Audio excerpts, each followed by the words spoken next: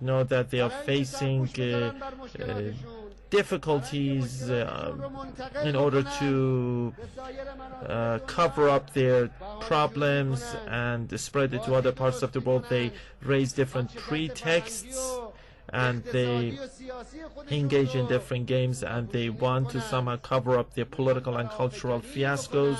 They want to externalize their problems, but they should know that they cannot do this, and hopefully due to the blessings of God they will suffer a crushing defeat.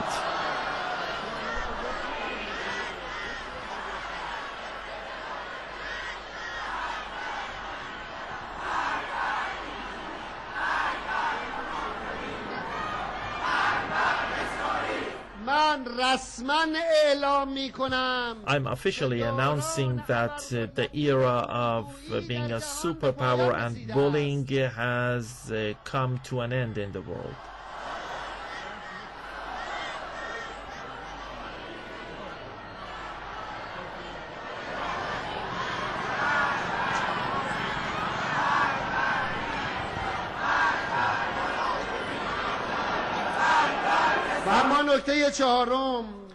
And the fourth point, the whole world knows.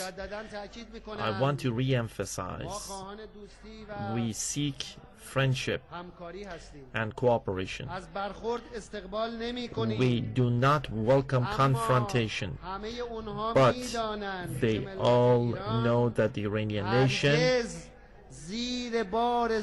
will never give in to bullying and will resist their whole hollow world.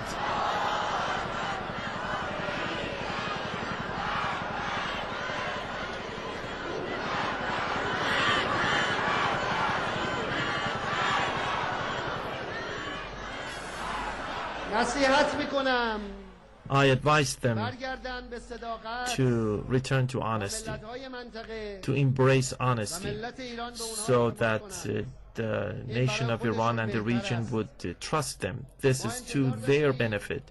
We expected Mr. Obama to make changes, to be able to make changes, and we announced that we're gonna help. We are told that he is under pressure. Very well. He should act properly, correct the methods, and act on the basis of justice and respecting other nations in order to gain power and eliminate the pressures. But giving in to pressures will not resolve any problem.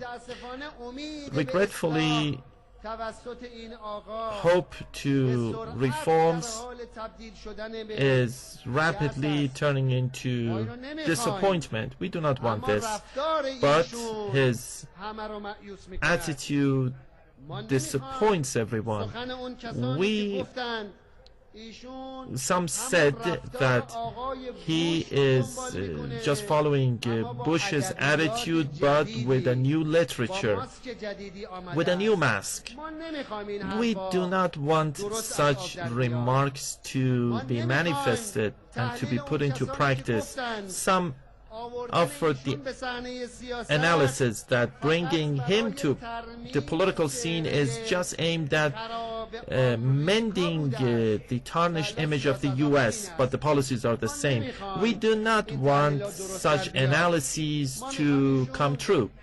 We want him to manage to succeed, go on with reforms, and serve the American people, and also make up and compensate for Bush's inhumane measures and leave behind a good record.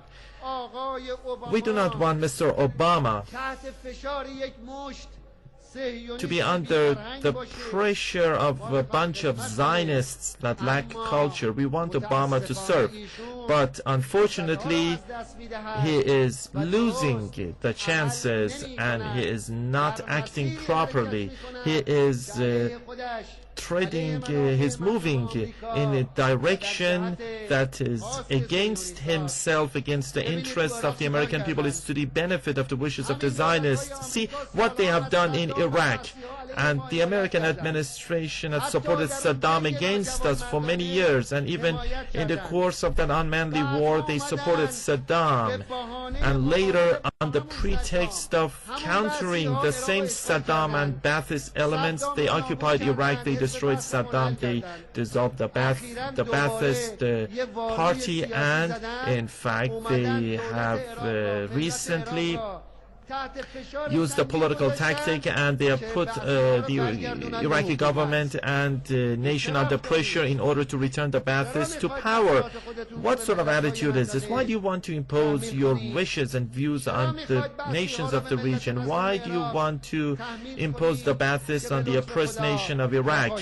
And due to the blessings of God, you will not succeed. In Palestine, you have just kept the hands of the criminal Zionists open in order to Judaize Beit al-Muqaddas, and in fact you want to just put into practice your wishes, and this is an ugly measure that they seek to perform. But they should know that the Zionist regime has come to its end, and it's just shortening its lifespan. The Zionist regime is bringing closer its annihilation, and is bringing closer the time of its destruction and annihilation. See what they are doing in Afghanistan and Pakistan. They are killing hundreds of people on a daily basis. They establish firms under the guise of security companies. They sign contracts with them, and that company plants a bomb, and at the same time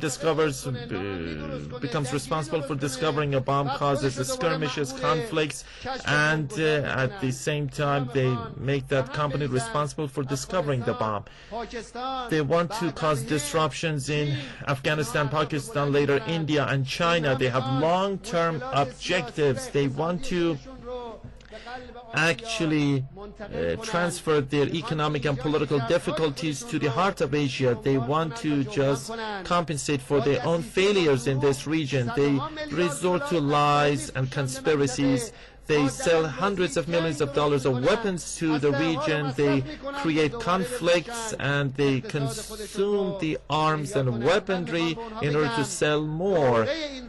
In fact, the era of such acts of deception has come to an end. They think that the nations are asleep, and they think that the nations do not see such realities, and they think that the nations actually see the world from the camera that they have installed, and they think that the whole world is standing. They come to the podiums and speak a few words, and the world nations interpret the world developments from their perspective.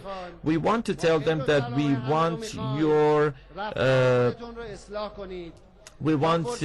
to achieve prosperity. You should correct your attitude, and as long as you have not lost the chances, you should move in the direction of nations, humanity, the prophets of God. This is to your own benefit.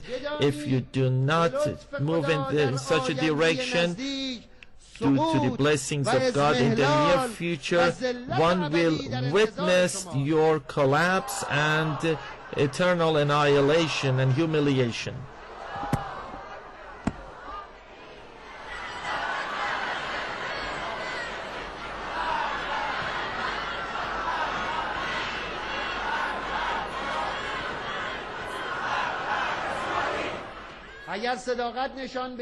If you show honesty, the Iranian nation is ready to help you in order to save you from a deadlock.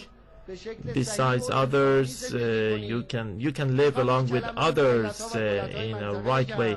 I also want to address the nations of the region. Maintain your vigilance. The capitalist system has come to its end. The presence today, the massive turnout of the Iranian nation today is an emphasis on the ending of the capitalist system. and thought, and is a confirmation of determination of such an inhumane notion and thought.